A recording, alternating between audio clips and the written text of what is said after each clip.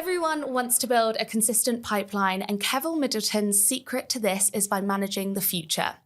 Kevin works as the VP of Sales at Monotype, where he currently leads 36 professionals, including managers, enterprise and mid-market sales reps in the UK, Australia, Singapore, and French markets. This is such a brilliant episode where we discuss his theory of managing the future, always being 2 quarters ahead, and why this is so impactful. Then we unpack the rep's perspective, talking about managing diaries, splitting your time and week structure. And lastly, we dive into the leader's perspective, covering communication, on implementing this structure, tracking, and the benefits. Let me know what you think of this episode by leaving a review in the comments below. Let's get into it. This conversation, I think, is really, really important for us to have because it's something that has made you an exceptional leader. And when we were speaking before, you said that this is something that you've started to implement and you've seen a huge success from. So hopefully people that are watching this, whether you are a rep or a leader, you'll get benefit from it. And it is creating a consistent pipeline by managing the future. So not to sound like we're futuristic and in a movie called Back to the Future, but have you always been managing the future throughout your career, or is this something new? No, this is something new. This is from trial and error, I would say. Like from my days as an IC, always focused in the now, right? The pressure's on for you to get to your target, bring in the money now. And as I became a manager, I was also still in that mindset of the now. And I realized at the end of every year, at the start of the new year, it was always a bit of a panic mode. And always a feeling of unease, right? Like, how am I going to get to my number this year? And I just noticed that by looking at the top sellers, what were they doing, right? And how can I leverage what they were doing and teach that and bring that to my team? And that was, a bit, we always hear about it, it's a bit cliche, but like have that consistent rolling pipeline. And sometimes it's a bit unrealistic if we're not providing structure or direction. Right? It's easy to just say it, but it's another thing to teach it or show it. And so that's where I really started picking it up little by little, of thinking about how can I get my team to not only focus on the now, but begin thinking about how to work quarters out and what does that look like. And that's where I started demonstrating that. Yeah, I think it is a really interesting point because I almost feel there is this fear of like playing catch up all the time. And actually, if you're setting yourself up for success, especially when maybe you're going through a downturn where you've got a little bit more time to be planning for the future, you are really setting your future up. But I'm interested to know, is there a risk that comes with this? And I guess it's a 2-pronged question, because there could be a risk of, if you're always managing the future, you're not necessarily present in what's happening right now. What would you say to that? So it's all about structure, right? So the idea, the concept really stems upon what's your sales cycle, right? So at Monotype, our sales cycle is about 6 months from when we make contact with someone, right? And with that, I was just looking at it like, all right, we're going to work on a 3-quarter kind of sprint mentality. So it depends. Everyone has different sales cycles, right? So if it was 9 months, I'll work on a 12 months, 12, 15, et cetera. And what that is everyone has a book of business that they're trying to, reach out to different companies, try to get a champion, right? And that sits outside of our sales cycle, right? And then once you do make that contact and you start the clock. Of course, we're going to look to always manage that in our one-on-ones and take a look at that. It's just by making sure that you're looking at that 3rd quarter out to ensure that the reps are always touching that. Okay. Right. And not forgetting about that. And there's touches to that. And I can explain a little bit more as we go through this conversation. So your sales cycle, you said, is 6 months. Yeah. Okay. So you're working in a 9-month view. Yes. Great. And is this, I know you said it's something that you've started to bring in because you're always wanting to look ahead. Did this come from a moment where you were like, oh no, this is where I need to change? Like, what was that moment that you were like, I need to start approaching things in this different way, just so that we can understand a little bit more of that psychology, because people might be going through that right now and thinking, maybe this is good for me to adopt. Yeah, absolutely. I mean, the way I was looking at it is, again, just going back to the old way that I used to do is like, well, typically you get a book of business or an account list at the beginning of the year, and then you have to work through that. And we started getting better at Monotype at trying to get those accounts, sorted ahead of time. We still could get better at it, but that's everybody when dealing with accounts and new hires, et cetera. But the way that I started looking at it was, how can I make the lives of everyone around me easier, right? And make it a less pressure environment, because it's just never a good feeling where it's that constant pressure that you can't look into the future.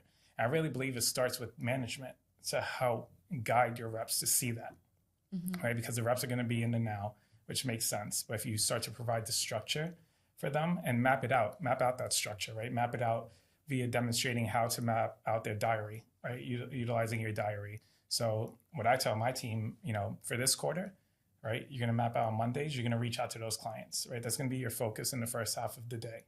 And for a Tuesday, you're going to really focus on those quarters in Q2, your second quarter out, because those are starting to talk to us, and we're in a 6-month sales cycle, right? So 2 quarters is typically how we do it. So those are super vital, right? And that's where the focus should be in the beginning of their days on like a Monday, Tuesday.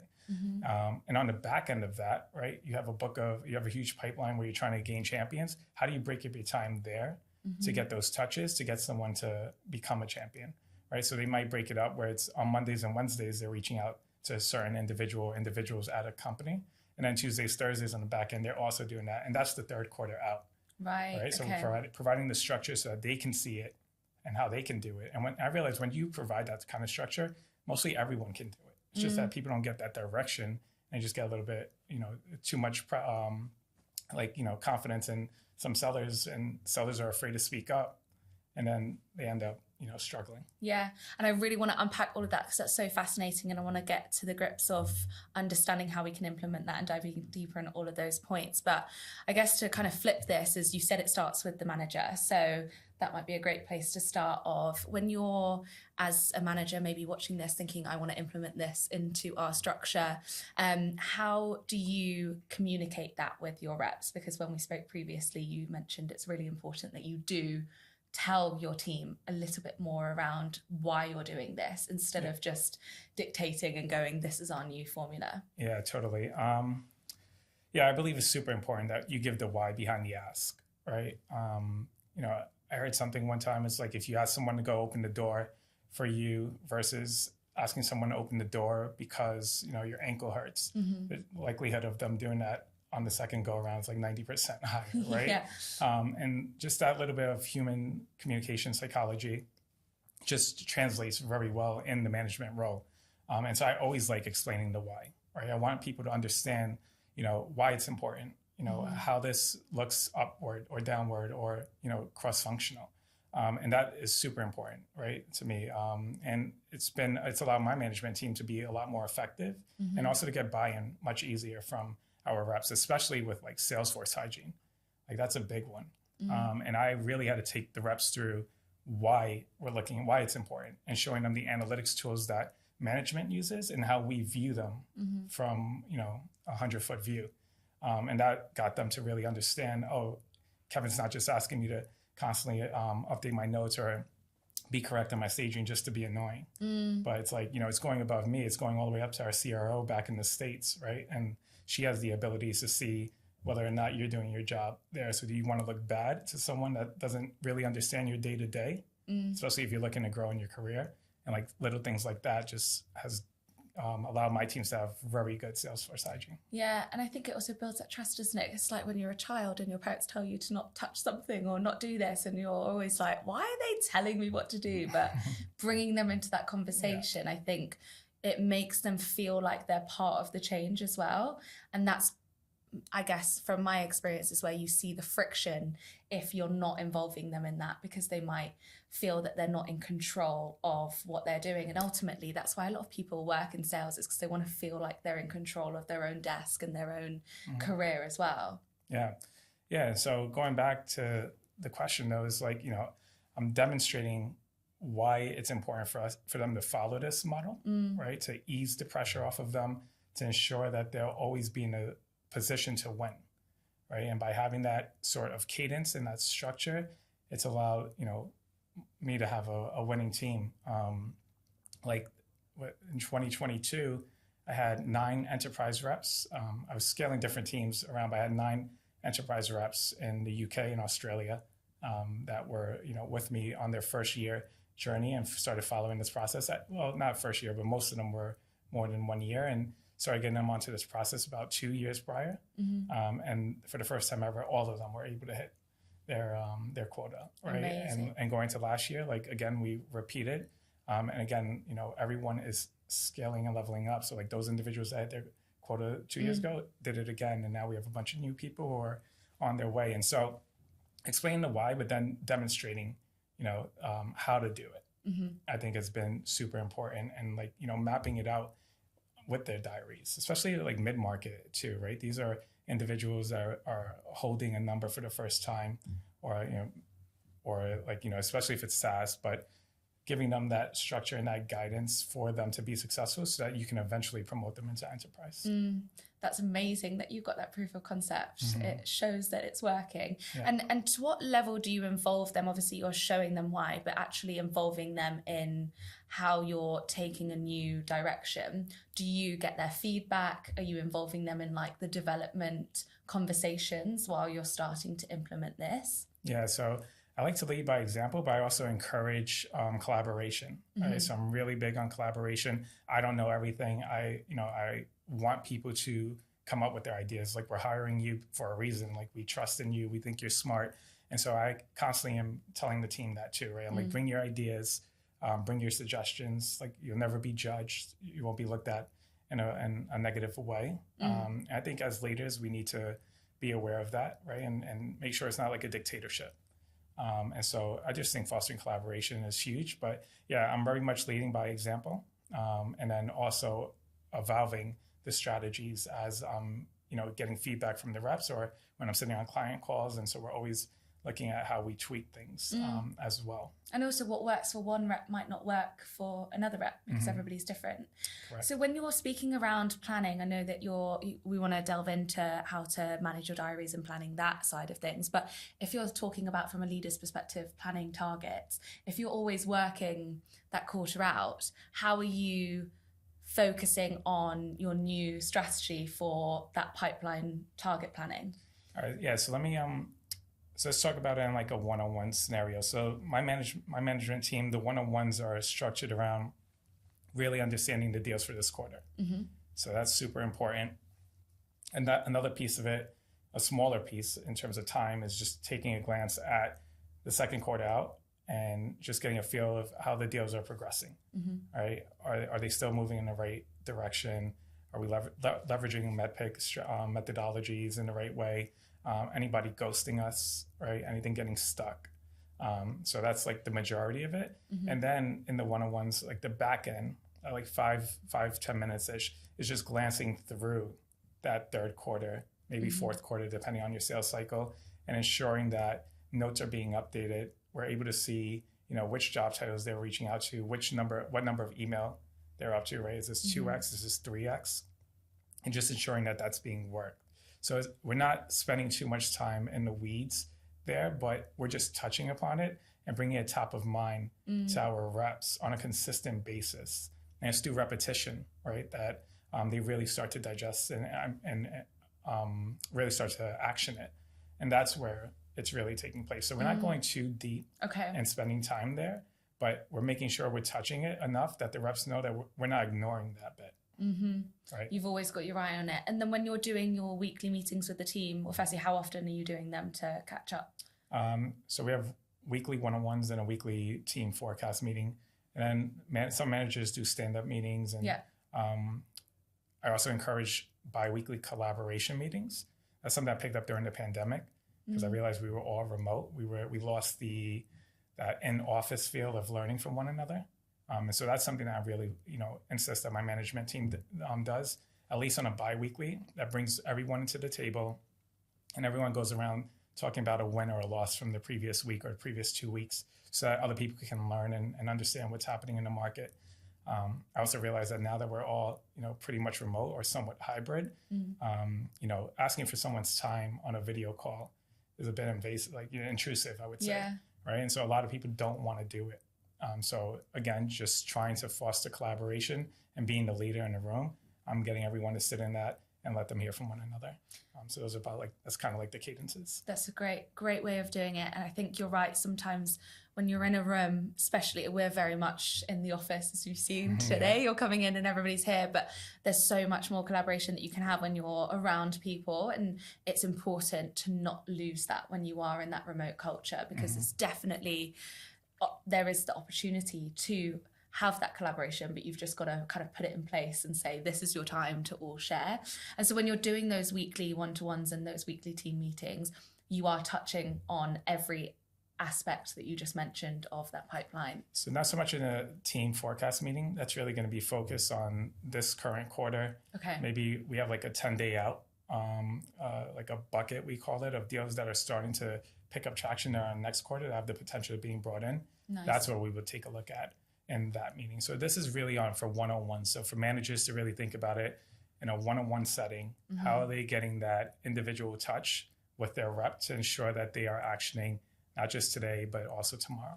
Great. I want to move to the rep's perspective. So you touched on what you do on a Monday and Tuesday, but I'd really love to understand how it does work when you're talking about managing your diaries and making sure that you're setting yourself up to be as efficient as possible, because it probably can be quite overwhelming if you're thinking about, right, what am I focusing on at the moment, next quarter, also in the distant future, I need to keep that at the back of mind. So can we just go through the week of how you would time block?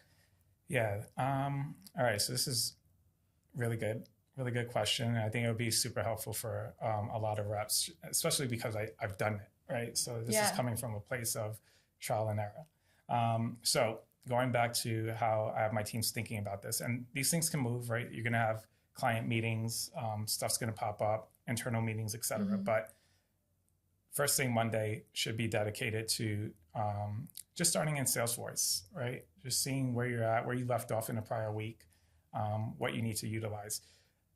People should leverage Salesforce as kind of like more of like a reminder and a to-do list, and then managing your book of business, right? And then the first part of your morning is dedicated to your reach outs for the clients in this current quarter, right? And it depends on how many clients you have, right? I say on average for us, it's probably about like 8 to 10 clients per quarter that reps are probably working towards, right? So 8 to 10 emails, or where you're concentrating in the first half of your day, dedicated to that quarter, right?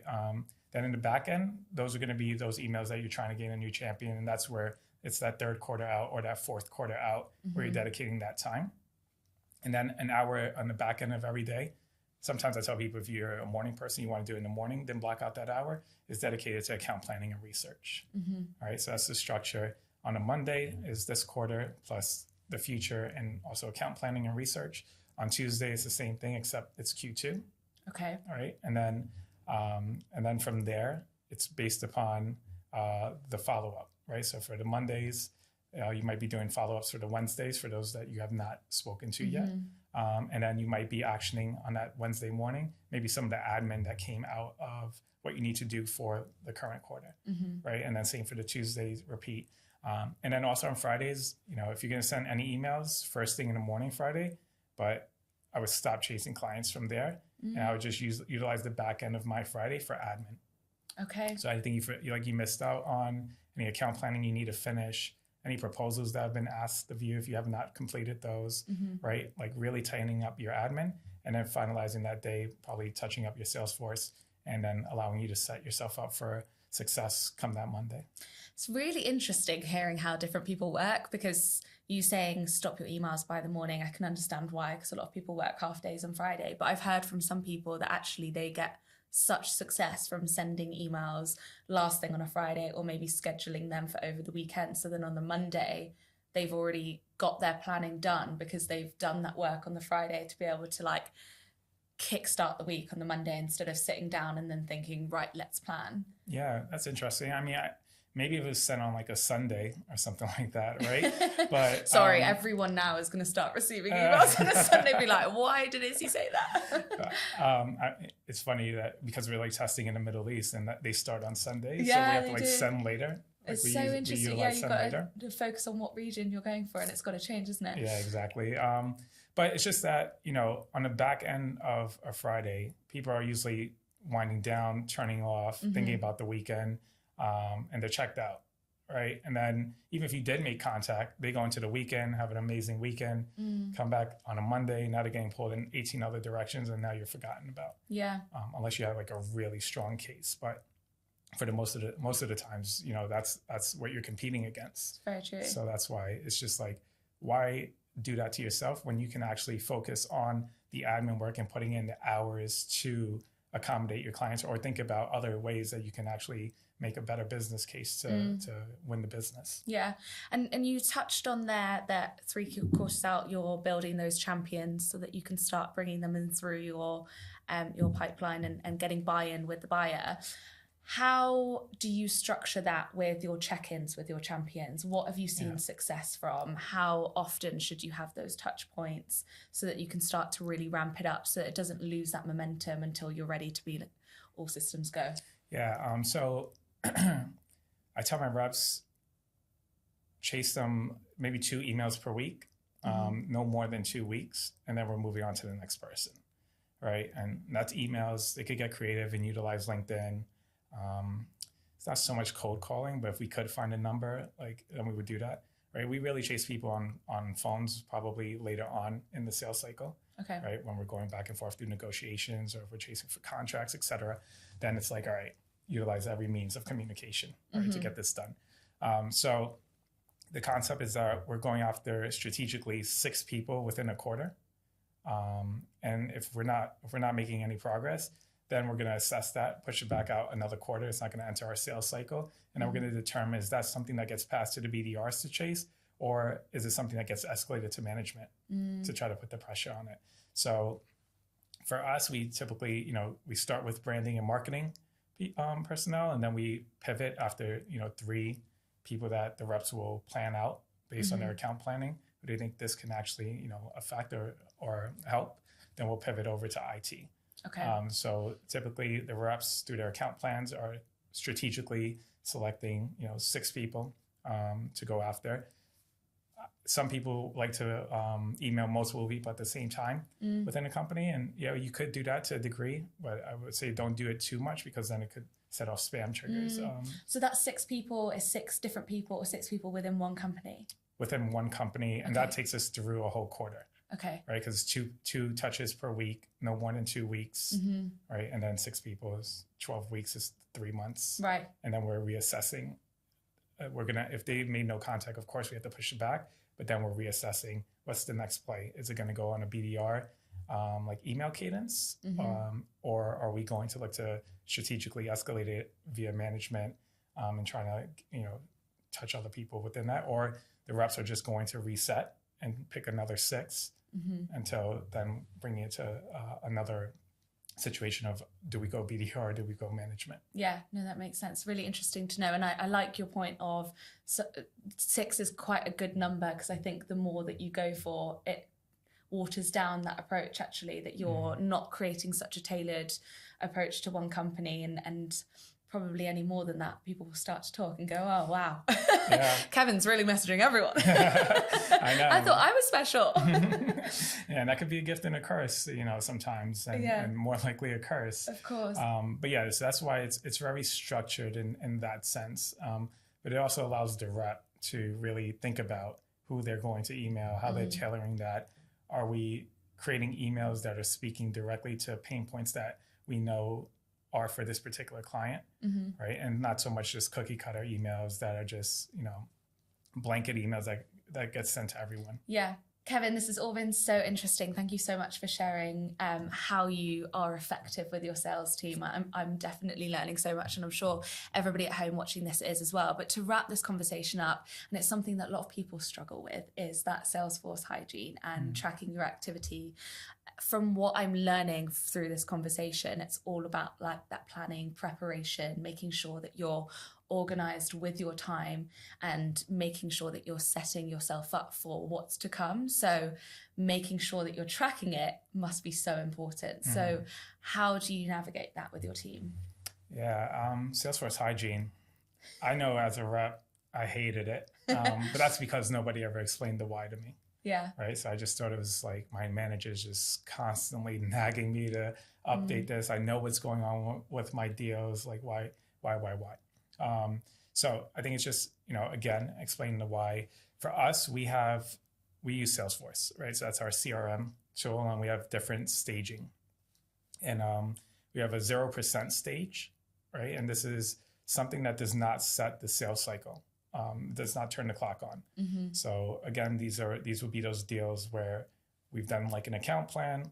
We know that we want to target this account, and we're creating an opportunity, right? And that's when those are going in 9 months out, 12 months out, outside of your sales cycle, right? And so we consider that like a research stage.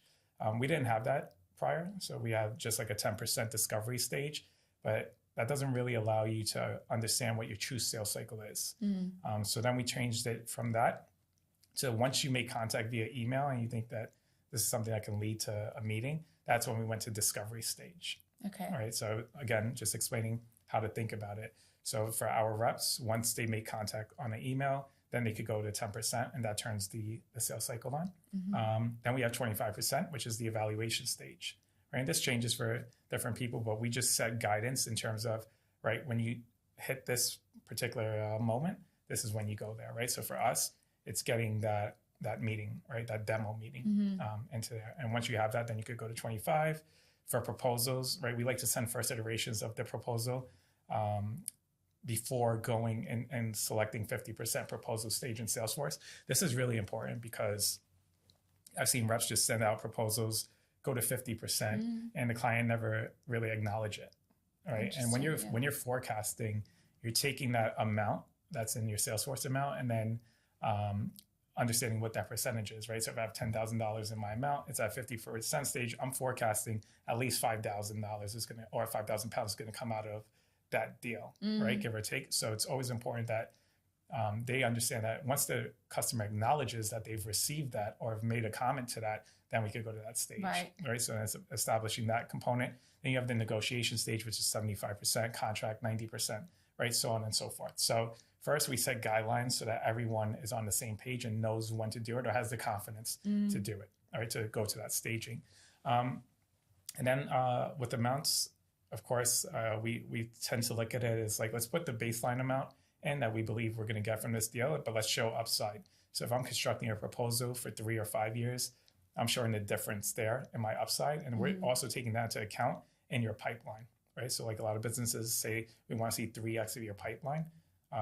It's the amount plus that upside. Okay. And that's important too, because you don't want reps putting the 5-year in your Salesforce amount, which you're then forecasting off of the stage when they're not even sure that that's going to be the case. Yeah. Right. So it's kind of playing it safe that way, but I know everybody's playing a different game out there.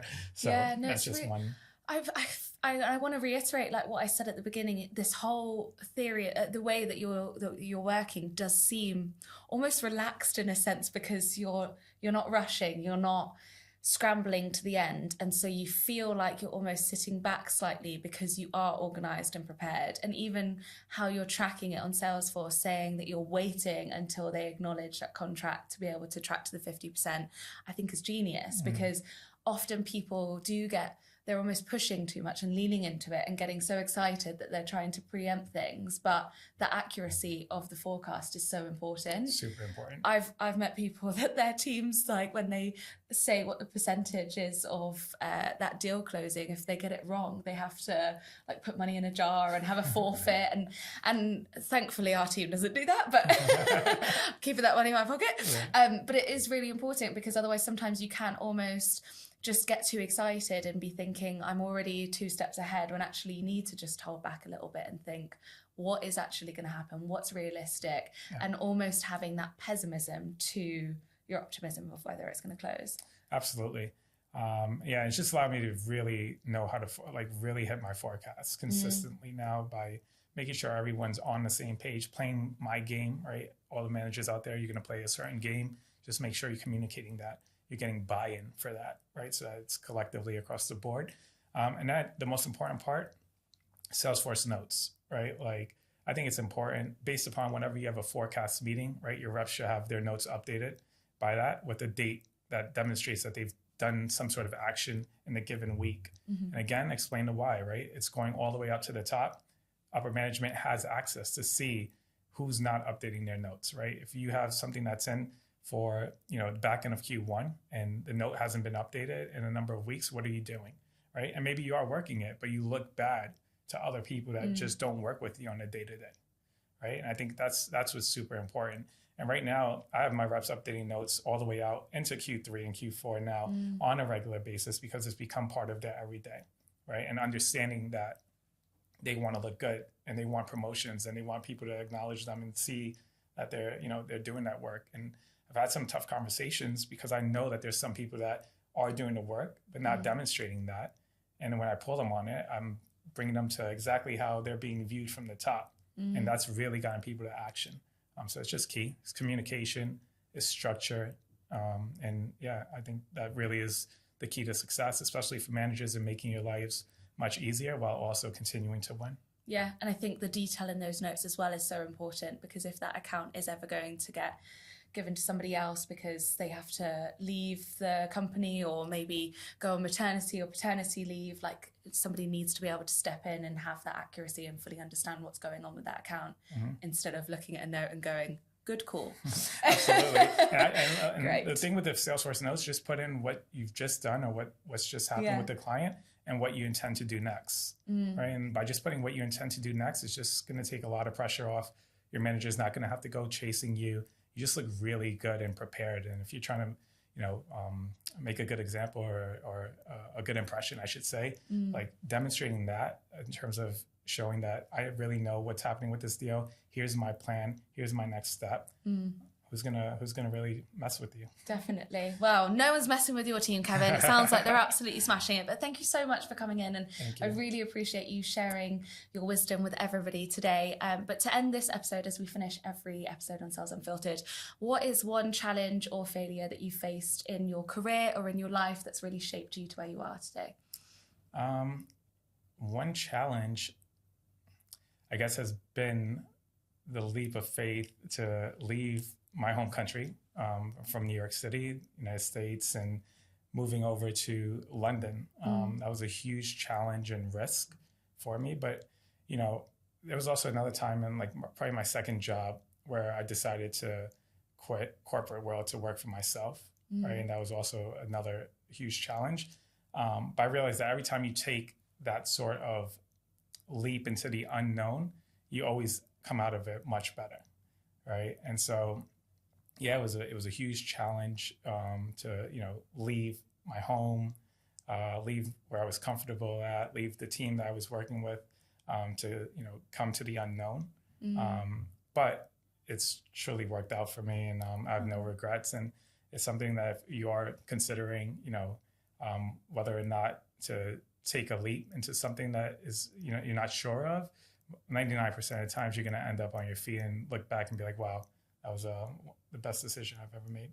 And ultimately, what's the worst that can happen? You tried. You tried. You have a plane ticket to come home. Exactly. But you're not going anywhere. You're staying now. You've shared your wisdom. You're staying in the UK.